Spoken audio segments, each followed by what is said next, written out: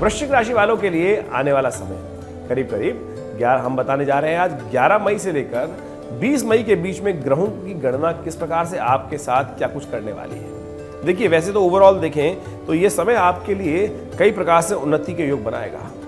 ज़्यादातर समय आपके लिए अच्छा रहेगा और खासतौर पर आपके सोचे हुए कार्य पूर्ण करने की व्यवस्था बना सकता है। परिवर्तन का समय है, परिवर्तन का लाभ आपको लेने का प्रयास करना चाहिए, लेकिन मंगल के कमजोर हो जाने के कारण से थोड़ी हिम्मत में कमी आती दिखाई दे रही है। इसलिए हिम्मत को बढ़ाने का प्रयास करें, सामर्थ्य को बढ़ाने का प्रयास करें। ऐसे में कुछ खास उपाय हम बताने वाले हैं आपको तिथि के अनुसार से। उन खास उपायों को उस दिन कर लेंगे तो बहुत अच्छा योग बन सकता है। जैसा कि हमने अपने कुछ अलग से वीडियो में वृश्चिक राशि वालों को समझाने का प्रयास किया था। देखिए, आपकी राशि के मालिक जो है मंगल है और मंगल कमजोर हो गए हैं सबसे ज्यादा और भाग्य में जाके बैठ गए हैं, और ऐसे में शनि के साथ शताष्टक योग भी बना रहे हैं। तो ये पक्ष पहला खासतौर पर 10 दिन है जिसमें ये योग बन के आ रहा है। लेकिन चिंता की जरूरत नहीं है, कुछ खास दिन होते हैं जिनमें कुछ खास उपाय कर लिए जाएं तो ये जो अशुभ योग है वो भी, ऐसा नहीं है कि सबके लिए अनिष्टकारी होता है, लेकिन जो उसको समझकर उसके अनुरूप कार्य कर लेते हैं उनके भाग्य जाग जाते हैं, उनके लिए कष्ट के योग नहीं बनते हैं। तो आप भी यदि उसके अनुरूप कार्य करेंगे तो हम जो उपाय बताएंगे उसको समझ के समझेंगे बहुत बढ़िया तरीके से और कर लेंगे तो अवश्य निश्चित मेरा दावा है कि आपके लिए शुभ योग अवश्य बनेंगे। तो सबसे पहले हम तिथि के अनुसार से बात कर लेते हैं। पहले बात कर लेते हैं 11 मई की।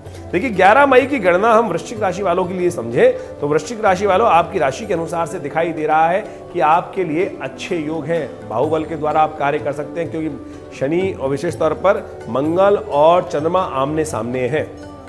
बस थोड़े से मंगल थोड़े वीक है गोचर में, तो उसका ध्यान रखने की जरूरत है। लेकिन फिर भी यदि आप शिव को साधने का प्रयास करेंगे तो आपके जीवन में कल्याण के योग बन सकते हैं। इस दिन बुध भी उदय होने जा रहे हैं और बुध उदय होने के कारण से आपके लिए थोड़ा सा कष्ट हो सकता है। आप थोड़े फक्कड़ हो सकते हैं, पैसे के मामले में थोड़े से बेपरवाह हो सकते हैं। तो देखिए, बेपरवाह हो जाएंगे तो सब कुछ समाप्त हो जाएगा, इसलिए बेपरवाह ना हो, क्योंकि बुध उदय होकर छठे भाव में कहा जाता है व्यक्ति को फक्कड़ से बना देते हैं। तो इस बात का ध्यान रखिएगा, बुध उदय होंगे थोड़े से पैसों के मामले में लापरवाह, अपने हिस्से को थोड़ा सा लात मत मारिएगा, कोशिश करें थोड़ा बात करने का प्रयास करें, रास्ता बन सकता है, हिम्मत करने की जरूरत है। ऐसे में मंगल कमजोर है और आप लापरवाह हैं तो आपका हिस्सा कहीं और कोई न ले जाए, कहीं इस बात का विशेष तौर पर ध्यान रखने का प्रयास करें। इसलिए मैंने कहा शिव का ध्यान करें, शिव की उपासना करें। देखिए, इस दिन एक बात का और ध्यान रखिएगा, भद्रा है, उस दिन गुरुवार है, षष्ठी है और भद्रा भी विद्यमान है। 11:28 से लेकर रात्रि में 10:17 तक रहेगी। तो ऐसे में ध्यान रखें कि कोई नया कार्य आरंभ मत कीजिएगा, अन्यथा उसमें कष्ट हो सकता है, आगे जाके आपको उसमें कुछ नुकसान होने के योग दिखाई दे सकते हैं। तो इसलिए इस समय में कुछ नया कार्य आरंभ नहीं करना चाहिए। वही 12 मई की हम बात करें तो वृश्चिक राशि वालों के लिए ग्रह योग दिखाते हैं कि खासतौर पर कुछ परिवर्तन का समय आ रहा है। केवल अपने साहस को जगाने का प्रयास करना है आपको। साहस, आपके केवल साहस से, देखिए आपके साहस से सब कुछ है। एक पुरानी कहावत है, हारिए ना हिम्मत बिसराइए ना राम। धर्म में आपका राहु मंगल ग्रह बैठे हुए हैं और वो भाग्य का खेल भी है। भाग्य को यदि मंगल के द्वारा सिद्ध कर लें, प्रशस्त कर लें तो बड़े लोगों से आपको सहायता मिल सकती है। इसलिए मंगल को ताकत देने की जरूरत है। शुक्रवार का अवसर है, सप्तमी तिथि विद्यमान है, कालाष्टमी है। तो वृश्चिक राशि वालों भगवान विशेष तौर पर कालाष्टमी का लाभ लेने का प्रयास कीजिए। ऐसे में यदि आप एक हनुमान चालीसा का पाठ करके कार्य आरंभ करेंगे तो बहुत शुभ रहेगा, कल्याणकारी योग बनेंगे। वहीं 13 मई की गणनाओं के अनुसार से दिखाई देता है कि उस दिन ग्रहों का परिवर्तन आपके लिए बड़ा अच्छा होता दिखाई दे रहा है। शनि और चंद्रमा की युति हो रही है गोचर में और ये विशेष तौर पर दिखा रही है कि आपको यदि मन को साधने का प्रयास करें, मन सज सकता है। और मन और विशेष तौर पर शनि अंतःकरण एक हो जाए तो सही प्रकार का इंट्यूशन आपको प्राप्त हो सकता है। देखिए, चंद्रमा मन है और शनि अंतःकरण है और ये दोनों का संयोग हो जाए। आमतौर पे क्या होता है कि मन कहीं और भाग रहा होता है, अंतःकरण बड़ा अजीब प्रकार का करने का काम ही नहीं कर रहा होता है।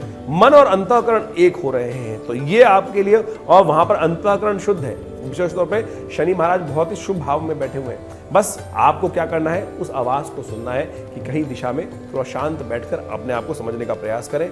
ईश्वरः सर्वभूतानां, कहा गया ना कि ईश्वर समस्त लोग व्यक्तियों में विद्यमान है और उस ईश्वर से पूछ के, प्रश्न पूछकर कार्य करने का प्रयास करेंगे, इष्ट को साधने का प्रयास करेंगे तो कार्य सिद्धि हो सकती है। इस दिन विशेष तौर पर नौमी शय है तो ये ठीक नहीं है। किसी भी तिथि का क्षय होना कुछ नए कार्य को आरंभ करने के लिए शुभ नहीं दिखाई देता। शनिवार का अवसर वैसे ही है, ऐसे में कोशिश ये करें पीपल के पास जाकर एक दिया प्रज्वलित कर दें, थोड़ा जल डाल दीजिए, कल्याण होगा।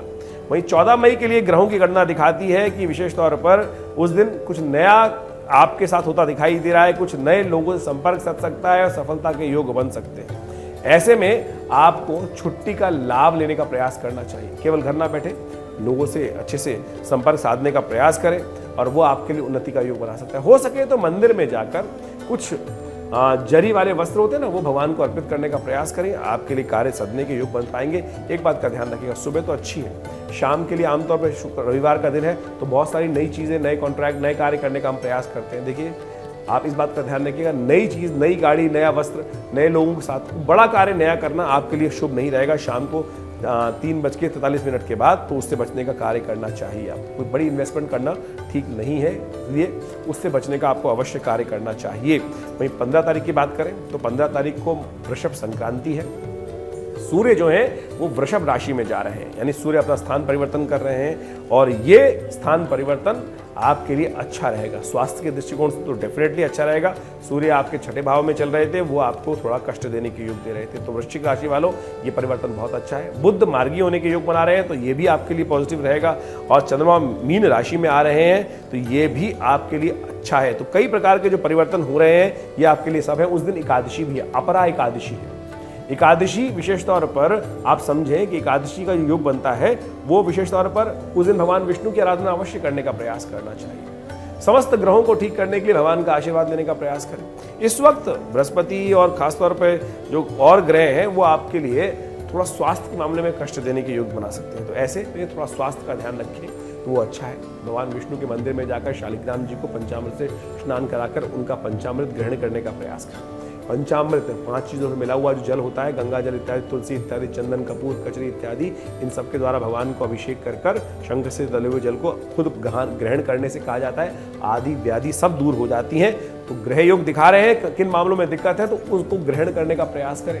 कहा गया है ना, अकाल मृत्यु हरणम सर्वव्याधि विनाशनम विष्णु पादोत्कम पित्वा पुनर्जन्म न विद्यते। तो बिल्कुल क्या दवाई की जरूरत पड़ेगी, इस चीज को ग्रहण करें श्रद्धा के साथ, कल्याणकारी योग बनेगा। 16 मई को ग्रहों की गणना जो दिखा रही है वो है उस दिन मधुसूदन द्वादशी और साथ साथ बुढ़वा मंगल। देखिए मैंने कार्यक्रम के आरंभ में आपको बताया था कि मंगल और शनि की षडाष्टक योग बन रहा है। ऐसे में जेठ के महीने में जितने भी मंगल पड़ते हैं वो बुढ़वा मंगल कहे जाते हैं और हनुमान जी की कृपा प्राप्त करने के लिए, हनुमान जी को मनाने के लिए हम सब भगवान को मनाने का प्रयास करते हैं और ये वो शुभ तिथि है कि जब हनुमान जी मान सकते हैं आपकी बात थोड़े से प्रयास से। और हमने आश्रम पर भी बड़ा सुंदर योग रखा है इस दिन, सुंदरकांड का सुंदर पाठ रखा है। शाम के समय सुंदरकांड का पाठ रहेगा और सारे बुढ़वा मंगल यानी ज्येष्ठ में जितने भी मंगल आएंगे उन सब में हम इस सुंदर कार्यक्रम का आयोजन कर रहे हैं। आप भी उसमें सम्मिलित हो सकते हैं और हनुमान मंगल की शांति के लिए यज्ञ भी रहेगा शाम को, तो उसमें भी सम्मिलित हो सकते हैं। बड़ा कल्याणकारी योग है। तो ऐसे में देखिए मंगल आपके लिए इस वक्त भाग्य में चल रहे हैं और भाग्य में कमजोर होकर चल रहे हैं, आपके लग्नेश है मंगल। ऐसे में मंगल को शक्ति देने की जरूरत है, तो इस सुंदर तिथि का उपयोग आप अवश्य करने का प्रयास करें तो आपके लिए कल्याणकारी योग बनेगा। इस दिन सर्वार्थ सिद्ध योग भी विद्यमान है। सुबह करीब 5:34 से लेकर करीब 8:15 तक ये योग रहेगा। तो कोई नया कार्य आरंभ करना है तो इस शुभ तिथि का आप उपयोग कर सकते हैं, कल्याणकारी योग बनेंगे। वहीं 17 मई को ग्रहों का गणना विशेष तौर पर वृश्चिक राशि वालों के लिए उस दिन योग दिखा रहा है कि खास तौर पर गजकेसरी योग विद्यमान हो जाएगा आपकी राशि के अनुसार से। ये गजकेसरी योग लाभ के योग बनाएगा लेकिन साथ में थोड़े खर्चे भी बढ़ाएगा, स्वास्थ्य को थोड़ा नरम करेगा। तो ऐसे में आपको इसके निमित्त थोड़ा ध्यान रखने की जरूरत है। उस दिन प्रदोष भी है और साथ साथ मासिक शिवरात्रि भी है। हो सके तो इस शुभ तिथि में थोड़ी देर के लिए महामृत्युंजय मंत्र का जप कर लीजिए। महामृत्युंजय मंत्र किस प्रकार से है? ओम हौं जुं सह ओम भूर्भुवस्व ओम त्र्यंबकं यजामहे सुगंधिम पुष्टिवर्धनम उर्वारुकमिव बंधनान् मृत्योर्मुक्षीमामृतात् स्वभुव भू ओम सहजुं हों ओम। ये महामृत्युंजय मंत्र हुआ। महामृत्युंजय मंत्र के तौर पे केवल त्र्यंबकम यजामहे सुगंधिम पुष्टिवर्धनम, इस मंत्र को त्र्यंबक मंत्र को भी कई लोग महामृत्युंजय कह देते हैं। ये त्र्यंबक मंत्र रहेगा। महामृत्युंजय मंत्र जैसा हमने सुनाया वो मंत्र है, उसका थोड़ी देर जप कर लेंगे तो बहुत सुंदर होगा। आपके स्वास्थ्य में जो ग्रह थोड़े भारी चल रहे हैं उसको ठीक करने के लिए देखिए शुभ मुहूर्त में यदि 1 घड़ी आधी घड़ी आदि से पुनियाद बहुत थोड़ा से समय में भी यदि भगवान का नाम ले लिया जाए और प्रदोष काल में तो विशेष तौर पर अवश्य कीजिएगा। शाम को सूर्यास्त होने के बाद करीब 24 मिनट का समय वो प्रदोष काल काल के लिए सबसे समय अच्छा माना जाता है। वही समय है प्रदोष का, दोष रहित काल, और शिवरात्रि भी है रात्रि में, मासिक शिवरात्रि। कहा जाता है कि ऐसे में भगवान शिव समस्त भूमि की प्रदक्षिणा करते हैं और जो भक्त उनकी आराधना करते मिलते हैं उनके समस्त कष्ट दूर होने के योग बनते हैं। तो इसको व्यर्थ में ना लें, अन्यथा ना लें। कल्याण करने के योग है, आप उसका लाभ लेने का प्रयास करें, ईश्वर कल्याण करेंगे। और ग्रहों का योग गजकेसरी योग बन रहा है तो उसका लाभ भी मिल जाएगा। स्वास्थ्य यदि ठीक रहेगा तो बस धन तो लाभ आ ही जाएगा। तो हम बात कर लेते हैं अगली राशि, अगली वृश्चिक राशि वालों के लिए 18 तारीख को कौन सा ग्रह योग बनने वाला है। देखिए 18 तारीख को बृहस्पतिवार है और साथ में दशमी तिथि है, चतुर्दशी तिथि है, और चतुर्दशी तिथि के साथ साथ भद्रा का योग भी बना हुआ है। भद्रा का योग सुबह केवल 10:03 तक है।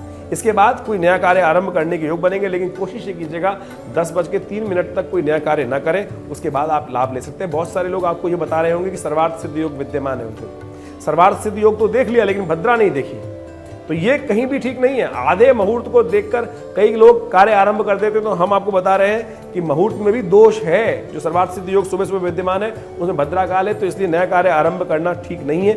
इसको ध्यान रखते हुए कार्य करें।